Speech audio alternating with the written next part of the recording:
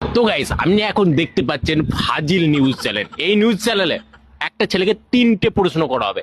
যদি 3টে প্রশ্নর ভুল ভাল উত্তর দিতে পারে তাহলে সেই ছেলেটা পেয়ে যেতে পারবে, মানে জিতে নেবে 100 টাকা। তো আমি এখন দেখতে পেয়েছি এক বোকাচোদাকে 3টে প্রশ্ন করব, যদি ভুল উত্তর দেয় তাহলে জিতে নেবে 100 টাকা। তো চলো দেখা যাক। বলছি ভাই, তোমাকে আমি 3টে প্রশ্ন করব। 3টে প্রশ্নরই যদি তুমি ভুল উত্তর দিতে পারো তাহলে 100 টাকা প্রাইজ জিতে নেবে, পারবে? তো এটা কোনো বাহাদুরি আছে নাকি? ভুলভাল উত্তরটা ধরো আমাকে।